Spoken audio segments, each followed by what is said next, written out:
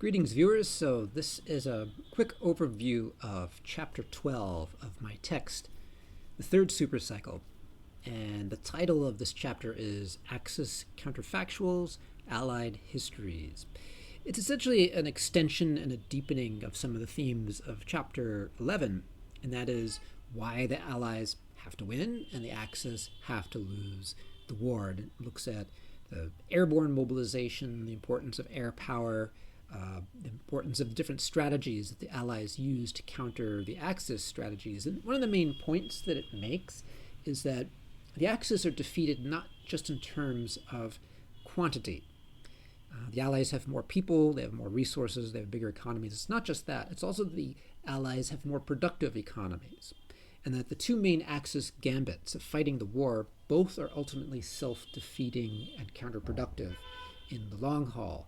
And these two gambits, chapter goes into greater detail, but for purposes of the overview, the first is total mobilization. So the three Axis empires basically take every young male between the ages of 15 and 49 that they can find, give them a weapon, and send them to the front line. And they do this because that's their only play. They don't really have the technology to match what the Allies have, so they just try to use sheer numbers of soldiers to win the battle. And this does not work against technology. It fails miserably and results in large amounts of death and destruction because technology, you get enormous numbers of casualties from the strategy. The other gambit that they used, this other strategy, was to plunder the occupied territories that they controlled, to simply just use sort of short-term looting, to make war pay for war by simply looting and enslaving the local populations. The problem with that strategy is once you enslave a population, they're not going to work for you. They're not going to work very hard for you. You can point a gun at them and they'll do a minimal work effort, but they'll slack off every time they can and they will not work hard for you, and you'll get the minimum effort. And you certainly won't get a qualitative effort from their scientists, their researchers, their engineers. You get very basic forms of production. So the estimates from historians are at their peak, the three Axis empires, Italy, Germany, Japan, controlled a labor pool of somewhere between 25 to 31 million wageless or partly waged laborers. So these were war prisoners, these were partly waged people. Sometimes they were just people hired to to do logistics and mobilization, to carry things, whatever it was. They were badly paid, badly treated, badly compensated, and so they did not work especially hard at their jobs. Many of them had to take the jobs. There was no alternative, but they didn't get a good work effort, and so productivity fell in all of the occupied societies. Their total productivity dropped considerably. We have good data on this from the Netherlands, Belgium, and France, where there was an enormous economic slowdown after the occupation because no one wanted to work for the occupiers. The Allies, on the other hand, had a winning strategy because they had free populations of fully waged workers. In fact, they expanded the ranks of people fighting their war by opening the factories to in the case of America, women were allowed to work and were encouraged to work in factories. The Rosie the Riveter was actually a real person who did work at a rivet factory and later did other things in the war, but large numbers of women did work for the American economy and for the British economy to replace the men who became soldiers, as well as the breakdown of a lot of the forms of existing inequality and racism. So in the United States, large numbers of African Americans who had not been allowed to have jobs were encouraged to go into the factories, particularly in the West and industrial Midwest and the far West. Less so in the South, but even there was significant wartime production, and African Americans joined the workforce for the first time and left the rural economies of the Southeast United States, and this would have important long-term effects on American society. Point is, the Allies had the winning strategy in the more productive economies. The Axis had the losing strategy, the less productive economies, and just tried to compensate with sheer terror. And so this was a failure from the beginning. They managed to kill a lot of people, but there was no way for them to win the war. The rest of the chapter goes into some of the other details of these counterfactuals. One of the counterfactuals that it addresses is, and I should just emphasize, a counterfactual is simply a what-if question about history. So something happens in history, the counterfactual is, well, what if this happened instead of that? It's just a way of thinking more productively about history, of asking what were the conditions for that event to actually happen, or were there other logics that could have happened but didn't? And when you look carefully at any really big event in history, you find that there are actually a lot of good reasons that it happened the way it did. So it's not one thing, there are a whole bunch of reasons that come together to cause the event to happen and the outcome to happen. Okay, this is a side note. So the other big counterfactual that this chapter focuses on is one of the main ideologies of the Soviet Empire, and that was, and something repeated by Muscovy to this day, this notion that, oh, we could have won the war by ourselves. This is absolutely not the case. The Soviet army played an extremely important role in fighting Axis Germany, but they were just one of many players in this planetary struggle against the three Axis empires. They weren't the most important. The single most important was the United States Army, United States economy. Britain played an enormous role, and the Soviet army and economy were the third most important. All three were necessary for the victory. All three played a heroic role. All three had to work together. So, claiming that one of them was the key piece and the others, that this is sort of a pointless, stupid argument that detracts from the fact that the whole point of the Allies, the reason that they win, is they find a way to work together. They don't agree on a lot of things. They don't have the same system, but they agree that we can at least fight against these enemies and defeat them by working together. Now, this specific way that the Soviet counterfactual, that the Red Army could have done it all, is they simply assume certain things. They assume that, oh, well, we pushed them back after 1943, and therefore we didn't need the help. And this is not the case at all. Essentially what happens is the Soviet Empire adopts a strategy of extended or accelerated attrition. In other words, the idea is because they're losing lots of stuff at the front line, then they produce more stuff. And the way you produce more stuff is to get lots of help from the Allies via Lend-Lease.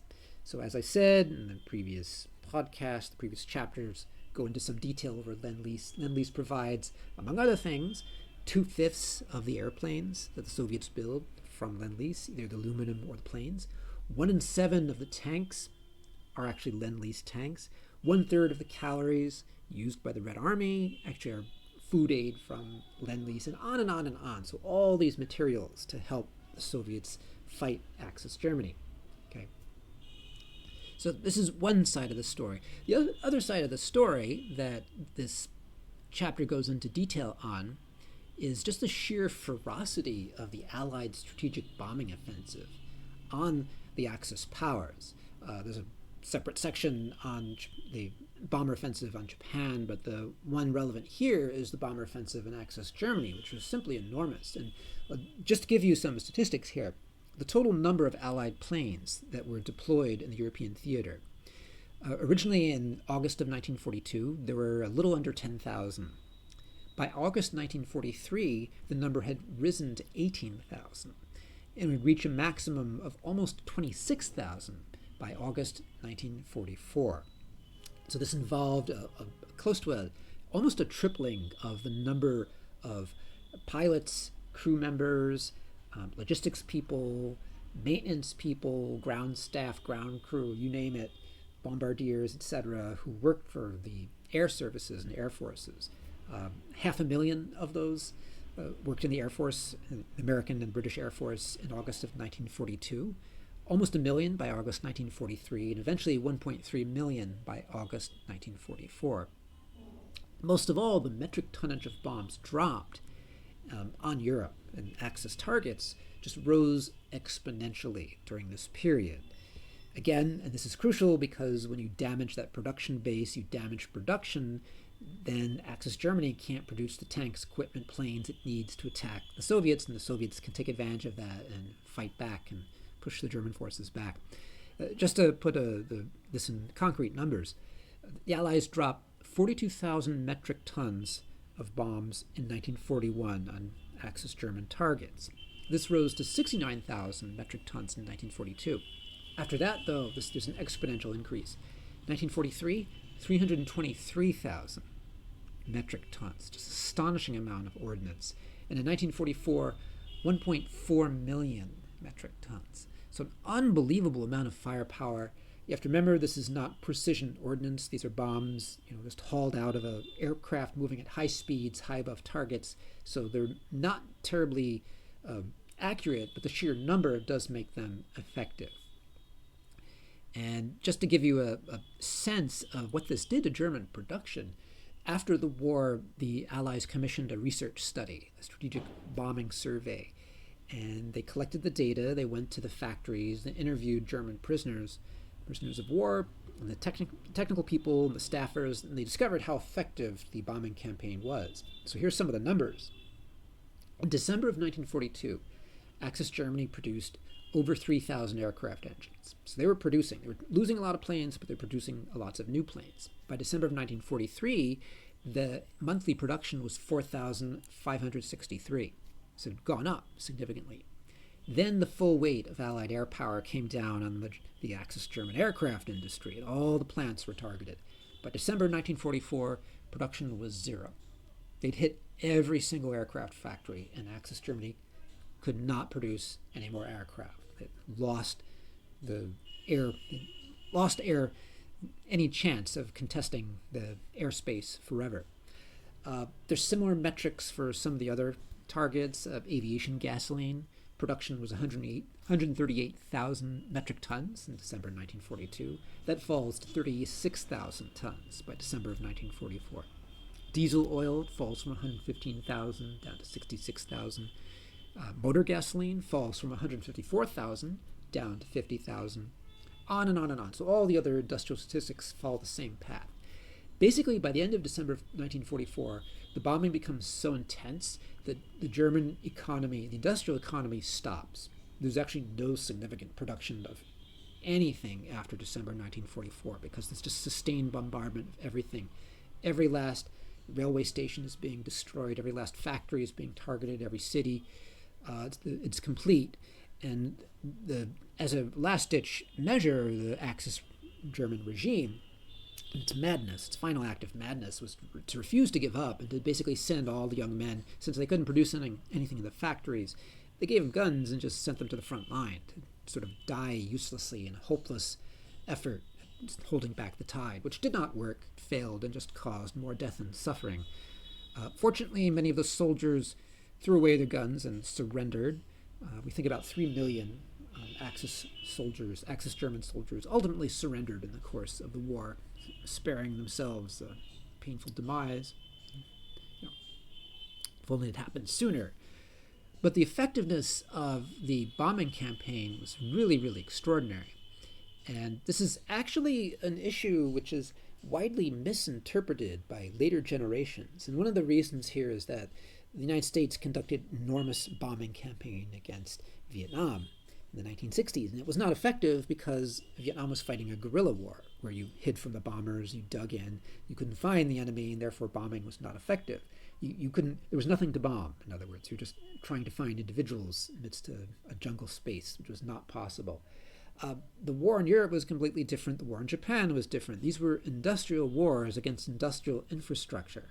So the bombing was highly effective because it had a target, and you could hit it, you could check it, and you could prevent those societies and polities from waging certain kinds of industrial warfare. In the case of Japan, hitting its naval facilities, so it couldn't wage naval warfare or aerial warfare. So what happens is in the 70s and 80s, a lot of historians learn the wrong lessons and apply that logic from Vietnam and say, oh, the bombing was not effective in World War II. Oh, it was highly effective. It was also horrific, and it killed enormous numbers of civilians. We think somewhere between 1 to 2 million Axis German civilians died in the bombing campaigns. We will never know the exact count. It might be 1 million. It might be. It's a horrendous number. And again, war is awful and terrible. But Allied planners of the day really didn't have many good options. You could have not bombed the cities. You could have not used air power, in which case you would have had to fight at the front lines, and then you would have had to fight a war of accelerated attrition. So you would have had to spend soldiers' lives and a lot of blood and treasure as opposed to hitting the enemy in their factories. So this is, by the way, this is not to justify the loss of a single human life or to argue that This, anything justifies anything.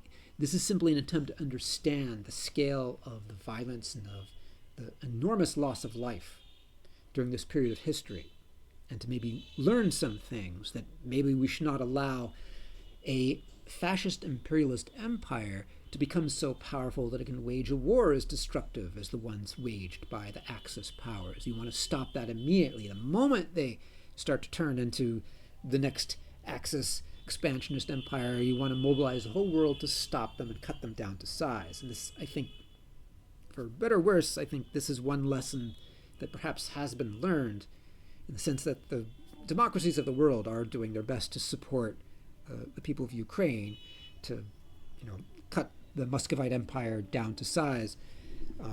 The last thing I would want to say here, and I have to say this with a great deal of sadness, you can't look at this period of history and the specific war-fighting strategy of the Axis powers, which was just madness, imperial adventurism, and not see the blueprint of Putinism's war on Ukraine.